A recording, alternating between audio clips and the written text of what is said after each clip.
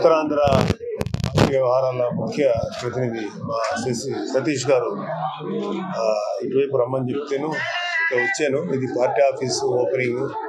Party కార్యకర్తలందరికీ ఈ south వైపు ఉపయోగపడే విధంగా, నియోజకవర్గం ఉపయోగపడే విధంగా ఉంటుంది. అందరికీ ఒక చిన్న ప్లేస్ ఉంటుంది. అందరూ సిఎంఆర్ ఫ్యామిలీ మాల్ ఇప్పుడు మన కేపీహెచ్బీలో ఫిబ్రవరి 10వ తేదీన ప్రముఖ నటి శ్రీలీల గారిచే ఘన ప్రారంభం. ఇక్కడ ఎవరైతే ఉమ్మడి అభ్యర్థిగా నిలబడతారో వారికి సపోర్ట్గా ఎలా ఉండాలి, ఇలాంటి ఇష్యూస్ మీద అందరూ కలిసి మాట్లాడుకుంటాము. ఒక చిన్న ప్లేస్ కావాలి. సో సాదిక్ గారు ఆ ప్లేస్ ఇచ్చారు. Thank you Sadiq, thank you Satish గారు ఫర్ ఇన్వైటింగ్. సార్, అనకాపల్లి నుంచి మీరు పోటీ చేస్తారు, అందుకనే అనకాపల్లి పార్లమెంట్ పరిధిలో మీరు పర్యటన చేస్తారు. అనకాపల్లి ఇది కాదు సార్. సో అనకాపల్లి పాయకురావుపేట గారు ఈరోజు ఎందుకు తెలియదు, సాయంత్రం అనుమతించలేదు. మొత్తం యాక్చువల్గా రివ్యూ చేసుకుంటున్నామండి. నేను లాస్ట్ టైం కూడా వచ్చాను. శ్రీకాకుళం, విజయనగరం అటు వచ్చాను. సో మేము ఇక్కడ మా కార్యకర్తలతో రివ్యూ చేసుకుంటా రాబోయే ఎలక్షన్స్లో ఎలాగా బలంగా ముందుకెళ్ళాలి, ఈ వైసీపీ ప్రభుత్వాన్ని ఎలా ఓడించాలి, తద్వారా మంచి పరిపాలన ఎలా అందించాలి ప్రజలకి అని ఇట్లాంటి విషయాల మీద మా కార్యకర్తల్ని రేపు అలయన్స్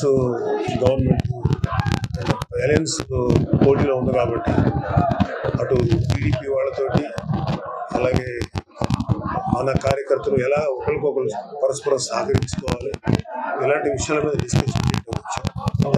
అంటే మీరు నర్సాపురం చేశారు సార్ లాస్ట్ టైం, అక్కడ లేదు కాబట్టి అనకాపల్లికి మారే అవకాశం ఉంది. అది నాకు యాక్చువల్గా అది ఇంకటి ఐడియా లేదండి. మా ప్రెసిడెంట్ గారు ఏదైనా చెప్పి ఆదేశిస్తే మాత్రం ఏ పనైనా చేయడానికి రెడీ ఉంది.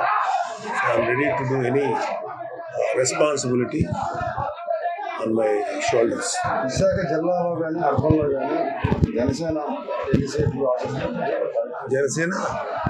ఉత్తరాంధ్రలో టీడీపీ జనసేన విశాఖ జిల్లాలో విశాఖ అర్బన్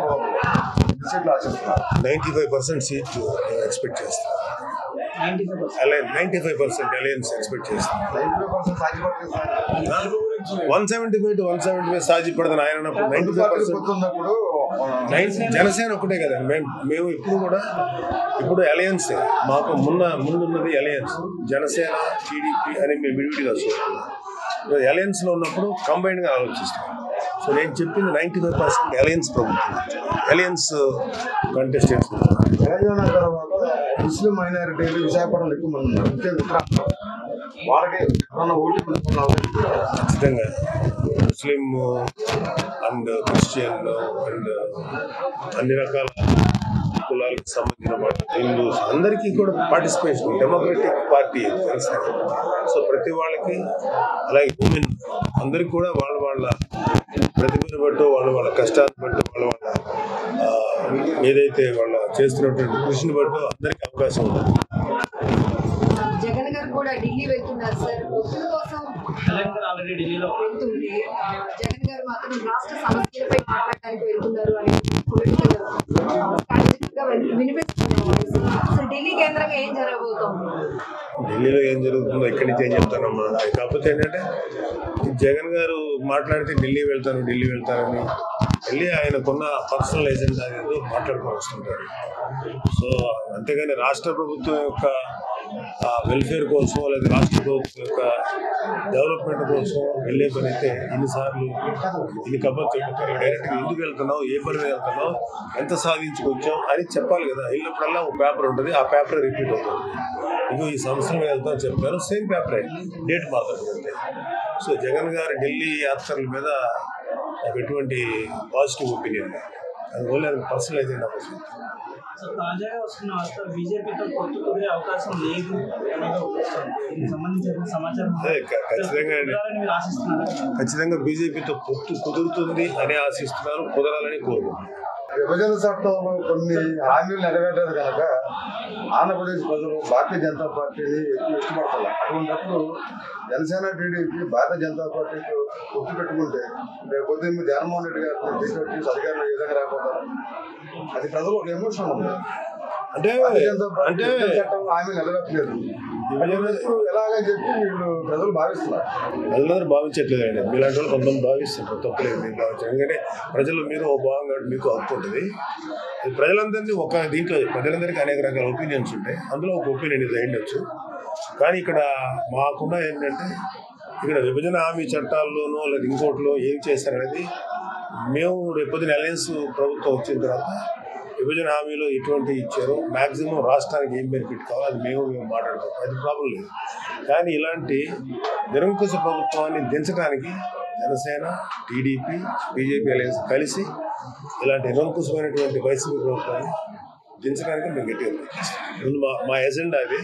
తద్వారా ఇలాంటి నిరంకుశమైన ప్రభుత్వాన్ని దించి ప్రజలకి మంచి పరిపాలన ఇవ్వాలి. వాళ్ళు ఎలాంటి ప్రామిసులు చేశారు వాటిని మేము ఎలాగ సాధించి రావాలి వాటిని ఖచ్చితంగా ప్రయత్నిస్తాం. కానీ ఇప్పుడు ఏదో అయింది దాని మీద ఇలా బిగించుకుంటాం. అందరం కలిసి కరెక్ట్గా ఒక ఆలోచించుకొని ఒక మంచి ప్రయోజనం రాష్ట్రానికి అందే విధంగా మేము ప్రయత్నిస్తాం. సార్, ఇప్పుడు చర్చల్లో కళ్యాణ్ గారు పార్లమెంట్కి వెళ్ళే విధంగా చర్చ జరుగుతోంది.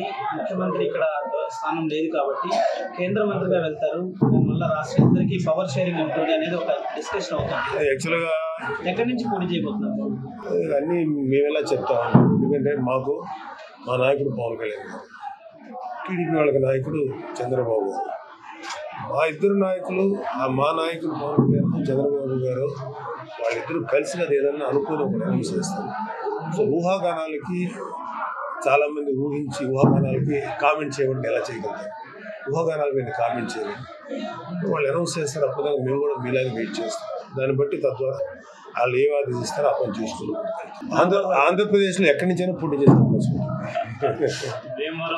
ఎక్కడైనా సరే ఎనీవేర్. ఎందుకంటే కంటెంట్ ఉండేవాడు కటౌట్. అలాగే పవన్ కళ్యాణ్ లాంటి దమ్మున్నవాడు ఎక్కడైనా